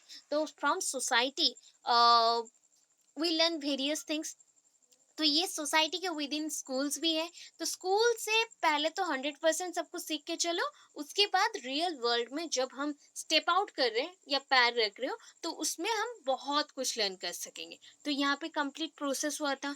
Teaching is A teaching is giving information, that is teaching के थ्रू आपको इंफॉर्मेशन मिलता है, कम्युनिकेशन आइडियाज इंक्रीज होते हैं, एक दूसरे से कैसे बात करना है, वार्तालाप, that is communication is called वार्तालाप इन हिंदी। ओके, तो ये होता है। देन कैसे आप एक दूसरे को कन्फ्रंट करेंगे, दैट इज कभी कभी होता है ना हम गलत होते हैं एंड एक दूसरे को सामना नहीं कर पाते, तो वो होता है कॉन्फ्रंटेशन। तो कॉन्फ्रंट करना, कैसे आप कन्फ्रंट कर रहे हैं कोई भी स्टूडेंट के सामने, या स्टूडेंट्स आपको कैसे कॉन्फ्रंट कर रहे हैं, तो वो सारे सिखाते हैं, नॉलेज मिलता है, फैक्ट्स मिलता है, etcetera. Teaching is an interactive process, ये भी मैंने बोला था कि फेस टू फेस इंटरेक्शन होता है, यहाँ पे दोनों पर्सन यहाँ पे इन्वॉल्व हैं, दैट इज स्टूडेंट्स भी हैं एंड टीचर्स भी हैं। टीचर्स यहाँ पे गाइड करेंगे टीचिंग के थ्रू एंड उनके प्रोग्रेस और डेवलपमेंट में हेल्प करेंगे। Teaching is a process of development and learning, ये छोटा छोटा जो पॉइंट्स है उसको एक्सप्लेन नहीं करना है। Teaching causes change in behaviour, बच्चों में ऑल राउंड डेवलपमेंट जो होता है ना, it is only possible through teaching. Classroom environment में अगर टीचिंग प्रॉपर होता है, जैसे कि बच्चों को हम खेल कूद में भी हेल्प कर रहे हैं, तो उनका ग्रोथ बढ़ेगा, उनका बॉडी वेट अगर किसी का कम है तो वो भी इंक्रीज होगा, उनको भूख लगेगा तो उनका डाइजेशन इजी रहेगा, सब कुछ हम हेल्प कर रहे हैं। पढ़ाई में भी हेल्प करते हैं, मोरल वैल्यूज लर्न करने में भी हेल्प करते हैं, लैंग्वेज लर्न करने में भी हेल्प करते हैं, तो ऑल राउंड डेवलपमेंट इसमें पॉसिबल होता है। Teaching is art as well as science, ये दोनों है, आर्ट भी है एज वेल एज साइंस भी है। Teaching is face to face encounter, encounter बोल सकते हैं या फिर इंटरेक्शन भी बोल सकते हैं, एनकाउंटर और इंटरेक्शन दोनों होता है। Teaching is observable, measurable, modifiable, इसमें टीचिंग के थ्रू आप कोई भी चीज को ऑब्जर्व कर सकते हैं, अवलोकन कर सकते हैं। शिक्षण विधि के द्वारा आप किसी भी इंसान को जज कर सकते हैं, समझ सकते हैं, ऑब्जर्व कर सकते हैं, मतलब अवलोकन कर ले। मिजरेबल, आप किसी को भी माप सकते हैं, ये मापक यंत्र जैसा है, this is one kind of miserable machine. So आप जैसे डेवलपमेंट एंड ग्रोथ में क्वांटिटेटिव क्वालिटेटिव का इंफॉर्मेशन दिए थे ना, मिजरेबल और ये नॉन मिजरेबल है वो भी जान पाएंगे। Modifiable, teaching is always modified for persons variation, और हम बोल सकते हैं इंडिविजुअल डिफरेंसेस। सो ये डिफर करता है from person to person. Then teaching is skilled occupation, ये क्या होता है ना, स्किल्ड ऑक्यूपेशन है, मतलब आपको अगर सिखाया जाए, वन काइंड ऑफ शिक्षण विधि है, इसके द्वारा क्या होगा, आपको ऑक्यूपेशन मिलेगा। सो आप जनरल मेथड्स को यूज करेंगे टीचिंग लर्निंग सिचुएशन में, ये आपको हेल्प करेगा। टीचिंग फैसिलिटेट्स लर्निंग, टीचिंग के थ्रू लर्निंग को बहुत सारे अपॉर्चुनिटीज मिलता है, एंड जिसके थ्रू टीचर यहाँ पे बच्चों को मोटिवेट करते हैं कि लर्निंग करना चाहिए। क्लियर है इतना? यस और नो, क्लियर है?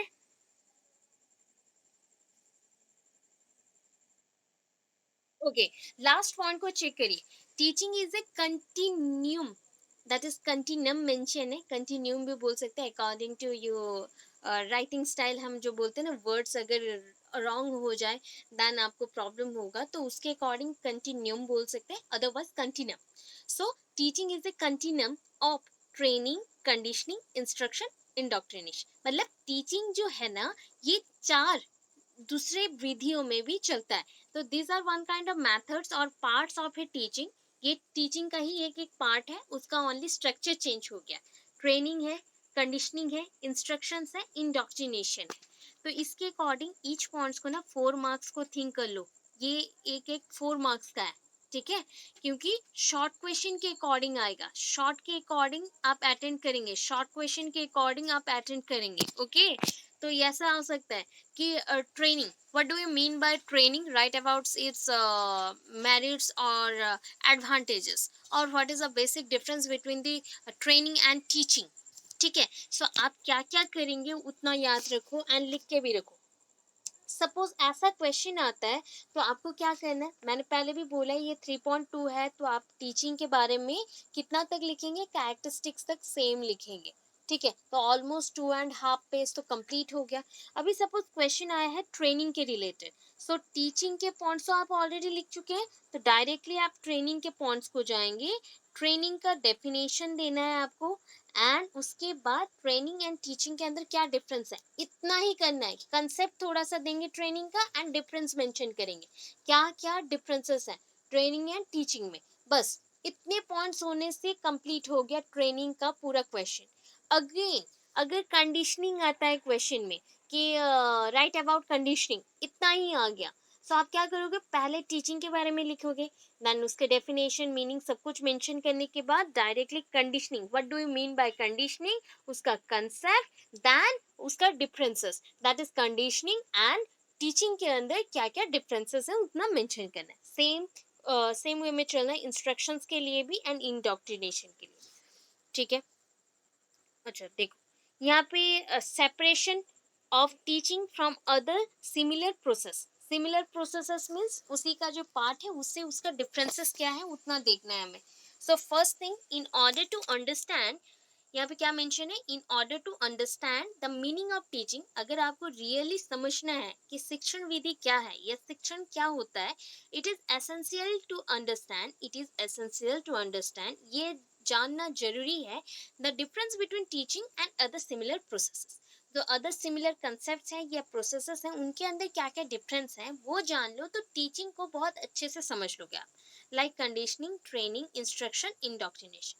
तो here a brief description is given below, इसके बारे में मैंने ब्रीफ डिस्क्रिप्शन दिया। आपके बुक में कोई एक ट्रेनिंग का पोर्शन है तो ट्रेनिंग का 2 पेज है, इंडोक्ट्रिनेशन का 4-5 पेज है, देन ऐसे मेंशन है, तो उतना नहीं लिखना है, कुछ भी उतना डिफिकल्ट नहीं करना है। मैंने इजी वे में ओनली आपको बताया कि क्या लिखना है आपको। टीचिंग के बारे में लिखो, उसके बाद आपको डेफिनेशन, मीनिंग, कैरेक्टरिस्टिक्स मेंशन करने के बाद डायरेक्टली जो भी क्वेश्चन में मेंशन हो, दैट इज कंडीशनिंग है तो कंडीशनिंग के बारे में लिखो, एंड उसके एंड टीचिंग के अंदर क्या क्या डिफरेंसेस है उसको मेंशन करो, राइट। अच्छा, अभी पहला आता है स्टार्टिंग में, ये फर्स्ट है, ए मीन्स यहाँ पे ए कंडीशनिंग नहीं है, दैट इज कंडीशनिंग वर्सेस यहाँ पे हमने मेंशन किया टीचिंग। सो कंडीशनिंग वर्सेस टीचिंग पहला देखें, बिकॉज बिल्कुल नहीं आ रहा है। हेलो,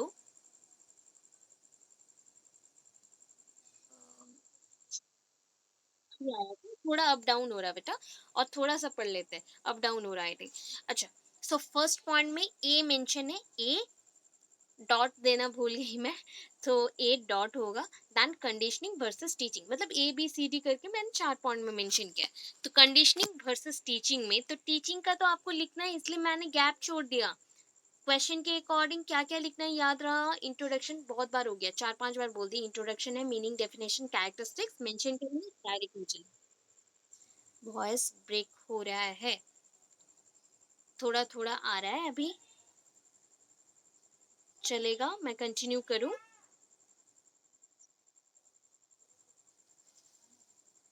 ओके, थोड़ा बहुत भी नहीं सुन पा रहे, ये सुन लो। अच्छा, मेरा वॉइस नहीं आ रहा है, okay okay okay okay. A यहाँ पे मेंशन है, that means A B C D 4 points है ना, तो 4 पॉइंट्स के अकॉर्डिंग आपको मेंशन किया गया। सो पहला क्या लिखना है उस अकॉर्डिंग में मैंने फर्स्ट पार्ट मेंशन कर दिया, according teaching, teaching according to teaching, teaching बार बार बोल रही हूँ, टीचिंग के अकॉर्डिंग मेंशन कर दी। नेक्स्टली आपको कंडीशनिंग में जाना है, तो कंडीशनिंग में आप क्या करेंगे, उससे पहले यहाँ पे देखो पॉइंट्स टू डिफर करना है, मतलब पॉइंट्स टू डिफर मीन्स जो डिफरेंसेस हैं उसको मैंने पहले ही नोट डाउन कर लिया अकॉर्डिंग टू टीचिंग। ठीक है, according to teaching note down कर लिया। उसके बाद हम जाएंगे कहाँ पे, कंडीशनिंग के पार्ट पे। सो आप क्या करोगे, पहले पॉइंट्स जो टीचिंग के हैं उसको हाईलाइट कर दो, उसके बाद कंडीशनिंग पे चलते हैं। फर्स्ट ऑफ ऑल हम ना टीचिंग के क्या क्या पॉइंट्स है देख लेते हैं। So it has broader scope, इसका स्कोप बहुत बड़ा है, इट हैज ब्रॉडर स्कोप। री is not necessary for teaching, teaching के लिए री नहीं चाहिए। कंडीशनिंग के लिए चाहिए ना रीइंफोर्समेंट, सो ये अगर ब्रॉडर है तो वो क्या हो जाएगा, नैरोअर हो जाएगा। अच्छा देखो, तो ये रीइंफोर्समेंट नहीं चाहिए, उसमें रीइंफोर्समेंट चाहिए, रिवार्डिंग चाहिए। In teaching repetition of taught subject matter is not necessary. मतलब होता ना, सब हमेशा हम एक ही सब्जेक्ट को बार बार रिपीट कर रहे, ये टीचिंग में नहीं चाहिए। एक बार दो बार हो गया, इट्स एनफ। बट कंडीशनिंग में रिपीटेशन चाहिए, तभी तो जाके ट्रायल एंड एरर होगा ना। ट्राई करेंगे बार बार, रिपीट करेंगे तो कोई भी चीज को रिपीट एंड रिपीट, देन जाके सॉल्व होगा इशू। तो इसमें टीचिंग में रिपीटेशन नहीं चाहिए, उसमें चाहिए। In teaching there is a curriculum. Teaching में एक करिकुलम फिक्स्ड रहता है जो कि एवरी पॉइंट को एक्सप्लेन करता है, एवरी पॉइंट्स को एक्सप्लेन करता है। It explains every point, every point of subject matter, every point of extracurricular activities or school related activities. Next, in teaching, qualitative and quantitative techniques are used for evaluation. मूल्यांकन करने के लिए आप दोनों को यूज करेंगे। एक होता है सबमेटिव मीन्स सामग्रिक, सामग्रिक जो समूह मीन्स क्या होता है, एक साथ ग्रुप में। तो ग्रुप में हम बोल सकते हैं at the end of the year जो भी इवैल्यूएशन यूज होता है, इवैल्यूएशन मीन्स आप किसी को जज करना चाहते हो, एग्जामिन करोगे ना, रिजल्ट्स दोगे, तो दैट इज कॉल्ड इवैल्यूएशन। तो वो प्रक्रिया को हमने बोला हिंदी में मूल्यांकन। मूल्यांकन जब करना है तब आप फॉर्मेटिव नहीं सबमेटिव यूज करेंगे at the end of the year के लिए, मतलब ईयर और सेशन के एंड में जो एग्जामिनेशन होता है उसके लिए। जब आपको मिड पॉइंट में कोई भी जज करना हो तो उसके लिए आप क्या यूज करेंगे, that is a formative evaluation. Formative evaluation, formative जो बीच बीच में आप यूज कर सकते हो, जैसे कि आज आपको मैंने कुछ पढ़ाया एंड नेक्स्टली मैंने आपको टेस्ट कर लिया, that may be oral test, written test, pencil paper test etcetera. इतना सारा चीज यहाँ पे टीचिंग में होता है। अभी देखते हैं कि कंडीशनिंग में क्या पॉइंट्स मेंशन है। Teaching is A broader process with various levels, ये तो आप बहुत बार पढ़ लिया आज। डेफिनेशन में क्या आएगा, कंडीशनिंग का डेफिनेशन है the conditioning theory of learning. जो कंडीशनिंग थ्योरी ऑफ लर्निंग है वो क्या बताता है, ये फॉर्म ऑफ लर्निंग, ये एक फॉर्म ऑफ लर्निंग है, ठीक है, where learning occurs as a result of associating a condition. Associating a condition, मैं सिंपल चीज में बोलूं तो that is stimulus and response. Conditioning theory explains the stimulus response relationship. Stimulus response relationship, stimulus, particular stimulus arrows or just like particular stimulus draws out or drawn out the particular response। ये क्या होता है, जब आप particular एक stimulus देते हैं किसी चीज को तो उसका एक सही तरह का रिस्पॉन्स मिलता है, रिजल्ट आता है। तो वैसे अगर नेगेटिव आप स्टिमुलस दें तो नेगेटिव रिजल्ट आएगा, और स्टिमुलस के विद इन बहुत बड़ा गैप हो जाए टाइम पीरियड का या इंटेंसिटी का, मतलब हम बोल सकते हैं गाढ़ता। गाढ़ता क्या होता है, जब आप कोई चीज को बहुत ज्यादा गर्म करते हो, उबालते हो, तो क्या होगा, ड्यू टू बॉइलिंग पॉइंट ये क्या होता है, फर्स्ट तो ये थिन अप हो जाता है, देन थिक होना स्टार्ट करता है due to heat. So heat के लिए ये क्या होता है, धीरे धीरे धीरे धीरे इसमें बबल्स आते हैं, एंड बबल्स जब क्या होता है, ब्रस्ट अप होता है, ये धीरे धीरे थिक हो जाता है, तो उसको हम गाढ़ता बोलते हैं। अभी इसके स्टिमुलस के डेंसिटी के ऊपर और इंटेंसिटी के ऊपर भी बहुत सारा रेस्पॉन्सेस डिपेंड करते हैं। सो कंडीशनिंग में इतना याद रख लो कि स्टिमुलस रेस्पॉन्स का एसोसिएशन है, यहाँ पे एसोसिएशन मींस एक साथ जुड़ता है, सो द रिजल्ट्स आते हैं। Human behaviour is shaped by habits. आपका जो बिहेवियर है ये क्या है, वन काइंड ऑफ हैबिट है ना, रिपीटेडली एवरीडे करते हैं। सबका अपना अपना ना एक वर्ड होगा, स्पेसिफाइड वर्ड, वो यूज करते हैं अपने लाइफ में। जस्ट लाइक मैं बहुत टाइम यूज करती हूँ आपको पढ़ाते हुए, ओके ओके ओके ओके बार बार यूज करती हूँ, बट मैक्सिमम पर्सन और या फिर डिफरेंट टाइप्स ऑफ यूज करते हैं वर्ड्स को कि हाँ हो जाएगा, ऐसे मल्टीपल टाइम्स यूज करते हैं, या फिर हाँ सुन लिया। तो ये वर्ड्स होता है ना, रिपीटेडली यूज होता है, तो ये भी एक हैबिट में ही बन जाता है, ठीक है, ये भी हैबिट है। जो चीज को आप रिपीटेडली करते हो, बार बार करते हो, वो कंडीशनड है, सो दैट उसका रिस्पॉन्स भी कंडीशन रिस्पॉन्स आएगा, ठीक है। सो ये कहाँ से पता चला, कौन से थ्योरीज हैं कंडीशनिंग के, कितने टाइप्स के थ्योरीज हैं, how many theories are present in conditioning. Conditioning में थ्योरीज है, टू टाइप के हैं, मेंशन करिए फटाफट। Trial and error theory is not conditioning, ये कंडीशनिंग नहीं है। हाँ, ऑपरेंट एंड क्लासिकल, क्लासिकल, ठीक है, क्लासिकल। ये दोनों के बाद और भी कंडीशनिंग का थ्योरीज है, बट उतना नहीं चाहिए। जस्ट लाइक इन्वर्सिव कंडीशनिंग है, रीइंफोर्समेंट कंडीशनिंग है, तो इतना कुछ नहीं चाहिए। आप दो को ओनली याद रखो, आपके बुक में और भी मेंशन्ड है, चार पांच पॉइंट एक्स्ट्रा कर दिया, तो उतना नहीं चाहिए। अगर उतना को भूल गए तो क्या होगा, ये एग्जाम्स में भी नहीं आता, कंडीशनिंग के टाइप्स एग्जाम पे नहीं आता है। जो कंडीशनिंग के टाइप्स आते हैं that is operant and classical, operant and classical, ठीक है। अच्छा, अकॉर्डिंग टू जेम्स फॉरएवर, ठीक है, यहाँ पे फॉरएवर उनका नाम है पूरा, that is forever, James forever. तो फॉरएवर के अकॉर्डिंग, उनके अकॉर्डिंग क्या है, conditioning is a process, conditioning क्या है, एक तरह का प्रोसेस है, by which a response comes to be elicited by stimulus. Just like हम बोल सकते हैं ना, एक रिस्पॉन्स आपके लाइफ में आ गया एंड वो रह गया, फिक्स हो गया। जस्ट लाइक एक बच्चा हमेशा क्रैमिंग करता है, किसी का कॉपी करता है, जस्ट लाइक पापा ऐसे चल रहे मैं भी ऐसे चलूंगा, पापा बैग पकड़ते मैं भी पकड़ूंगा। तो ये रिपीटेडली अगर हो जाता है तो उसको हम क्या बोलेंगे कि ये एक रेस्पॉन्स में आ गया। सो कंडीशनिंग एक प्रोसेस है जिसके थ्रू रेस्पॉन्स आपके लाइफ में एंटर करता है एंड पूरा फिक्स्ड हो जाता है बाय स्टिमुलस ऑब्जेक्ट और अदर देन नेचुरल रिस्पॉन्स। जो आपके नेचुरल रिस्पॉन्स है उसको छोड़ के जो स्टिमुलस और ऑब्जेक्ट आपके लाइफ में है जिसके वजह से आपका हैबिट चेंज हो रहा है, उसके थ्रू रेस्पॉन्सेस आते हैं and that is called conditioning. हो गया, कंडीशनिंग एक प्रक्रिया है। अच्छा, अभी देखो इसका क्या क्या पॉइंट्स हैं, that is points to difference. जो भी पॉइंट्स हैं टीचिंग के थ्रू, जो भी डिफरेंस आएगा इसके अंदर क्या क्या है। It aims at modification of behaviour, ठीक है, टीचिंग भी क्या करता है, चेंज इन बिहेवियर करता था, ये मॉडिफाई कर देता है, उसके थ्रू चेंज होता है, बट ये एक ही बिहेवियर को मॉडिफाई करता है। So it aims at modification of behaviour and learning habits.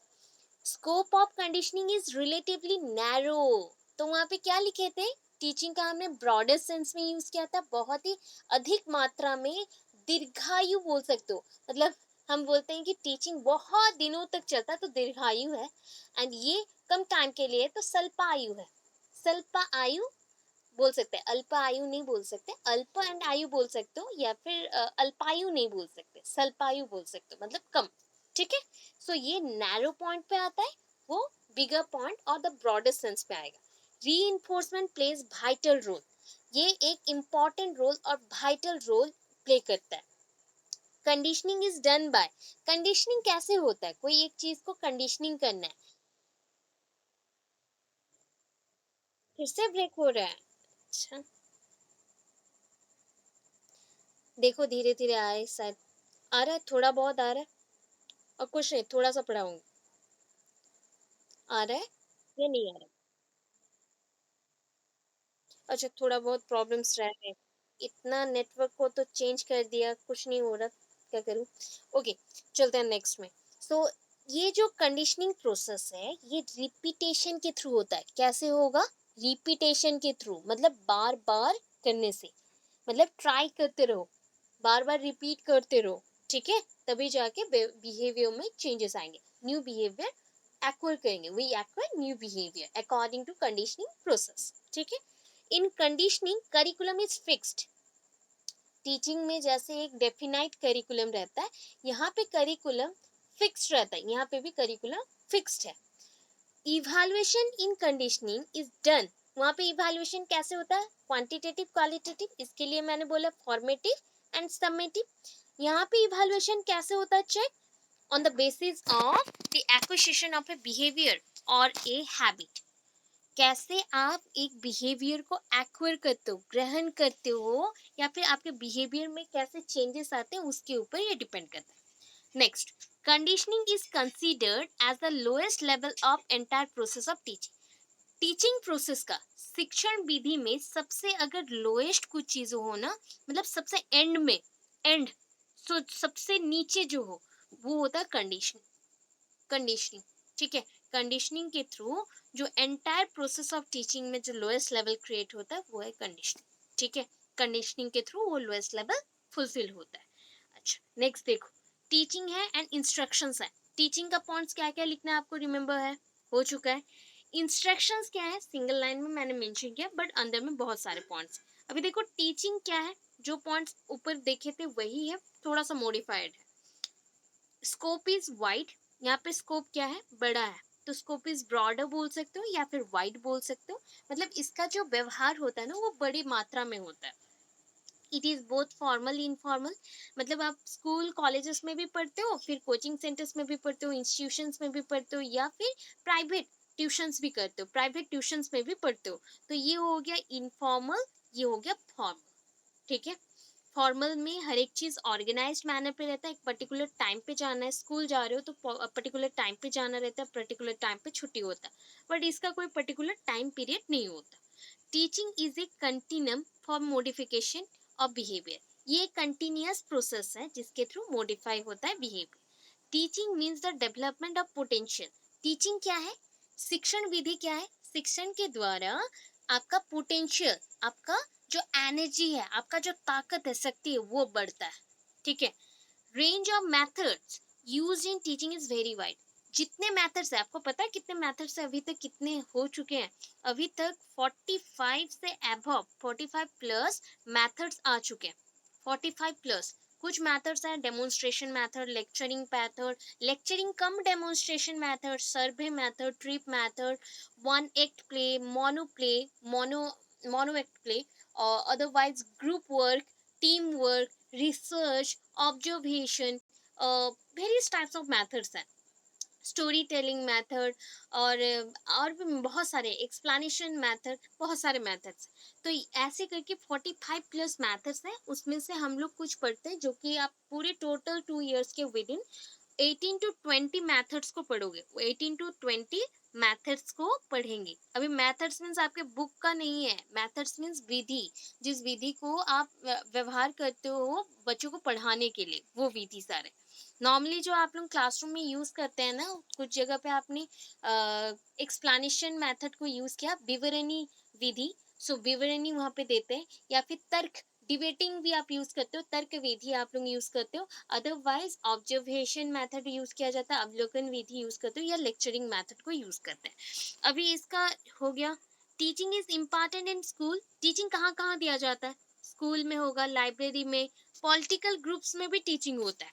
अभी ये पॉइंट हो गया डिफर करने के लिए, टीचिंग का पहले हमने मेंशन कर दिया। उसके बाद इंस्ट्रक्शंस में आते हैं। इंस्ट्रक्शंस मींस क्या होता है, इंस्ट्रक्शंस हम कब देते हैं, सपोज आप एक ग्रुप में हो and you are the leader, आप एक लीडर हैं, ठीक है, आप ग्रुप के लीडर हैं। सो आप जब लीडर हैं तो आप क्या करते हो, फोर्सिवली और फोर्सिंग करते हैं अलग लोगों को कि आपके बातों को वो माने, आप जो भी इंस्ट्रक्ट करो उसको वो फॉलो करे। तो उसके अकॉर्डिंग यहाँ पे मेंशन क्या है, instructions means, sorry, instructions means forcing into the mind of a child predetermined doses of knowledge। जितना बच्चों के अंदर डालना चाहिए नॉलेज को, उतना हम फोर्स करेंगे, उतने डोज में नॉलेज को उनके अंदर डालेंगे, क्योंकि ये पहले से ही फिक्स्ड है कि उतने नॉलेज को उनको डालना है उनके माइंड में। तो ये होता है इंस्ट्रक्शंस। मैंने इंस्ट्रक्ट किया, इतना आपको समझना है, मैं समझना है। It is one sided development, ये एक तरफा डेवलपमेंट है। That two of memory only, ये ओनली किस लेवल का डेवलपमेंट है, मेमोरी लेवल का डेवलपमेंट है, बिकॉज नॉलेज बढ़ेगा। दस इट्स फील्ड इज नैरो, इसलिए इसका फील्ड जो है, मतलब इसका जो एरिया है वो छोटा है इन कंपैरिजन टू एजुकेशन और टीचिंग। टीचिंग और एजुकेशन के हिसाब से ये छोटा है। इसका पर्पस भी देख लेते क्या है, क्यों हम लोग इंस्ट्रक्शंस देते हैं, हेल्प करने के लिए, लोगों को लर्निंग के लिए हेल्प करना है तो इसको यूज करें। The goal of instructional designer, जो इंस्ट्रक्शनल डिजाइनर है, मतलब कौन सा इंस्ट्रक्शन कहाँ देना है, अभी मुझे रास्ता बनाना है, वहां पर जाके मैं पढ़ाई का इंस्ट्रक्शंस दूं तो चलेगा क्या? नहीं, इट इज नॉट पॉसिबल। और ये मैच भी नहीं कर रहा है, it is not matched with this programme. So उसके अकॉर्डिंग जो गोल है, जो चीज चाहिए, जो आपका एम है या लक्ष्य है, उसके हिसाब से जो भी इंस्ट्रक्शनल डिजाइनर्स होंगे, जो कि इंस्ट्रक्शंस को बनाते हैं, उसको लर्निंग को भी मर्ज करके इजियर बनाएंगे, क्विकर बनाएंगे और मोर इंजॉयबल बनाएंगे। मतलब जैसे कि आप पढ़ो तो उसको एंजॉय कर सके, एंजॉयबल होगा, देन क्विकर होगा, इजियर भी होगा। इंजॉयबल होने से बहुत इंपॉर्टेंट पॉइंट्स मिलेंगे, बच्चे इंजॉय करेंगे, इंजॉयबल होगा तो बहुत ज़्यादा बच्चे लर्न कर पाएंगे। Some people view training as a process of finding out who the brightest employee. हम कुछ जगह पे ना इंस्ट्रक्शंस में ट्रेनिंग को भी यूज करते हैं कि ट्रेनिंग के थ्रू पता चले कि कौन सा एम्प्लॉय और वर्कर बहुत ही ब्राइटेस्ट है, दैट मीन्स वो कितना टैलेंटेड है, उसका टैलेंट क्या है। ठीक है, अभी पॉइंट्स टू डिफर देखते हैं, क्या क्या डिफरेंसेस आएंगे। अच्छा देखो, जब एजुकेशन का बात आया था, एजुकेशन और टीचिंग का सेम टाइप के उसके पॉइंट्स आते हैं, तो वहाँ पे जब पॉइंट्स आता है तो वहाँ पे मेंशन था दैट इज वो ब्रॉडर सेंस में यूज होता है, तो ये नैरो है, संक्षिप्त है हो गया। ठीक है, it's scope is narrow and limited, ये लिमिटेड होगा। इंस्ट्रक्शन इज ऑलवेज फॉर्मल, यहाँ पे जो इंस्ट्रक्शंस है ऑलवेज फॉर्मल होगा, ऑर्गेनाइज्ड मैनर पे और प्री प्लान्ड होगा। प्री प्लान्ड, ठीक है, पहले से फिक्स्ड होगा कि क्या किसको बोलना है, प्री प्लान्ड होगा। Instruction is a part of teaching, ये टीचिंग का पार्ट है। Instruction is a part of teaching. Instruction means to impart knowledge of specific subject. Instruction का मतलब होता है कोई भी स्पेसिफिक सब्जेक्ट पे नॉलेज देना, नॉलेज देना। Instruction is generally confined to the classroom, instructions भी क्लासरूम के विद इन ही हम लोग रखते हैं बच्चों को सिखाने के लिए। हो गया, समझ आया? इसके बाद टीचिंग एंड इंडोक्ट्रिनेशन रहा, टीचिंग एंड ट्रेनिंग रहा, उसको नेक्स्ट क्लास करेंगे एंड 3.3 उसके साथ करेंगे। थोड़ा बहुत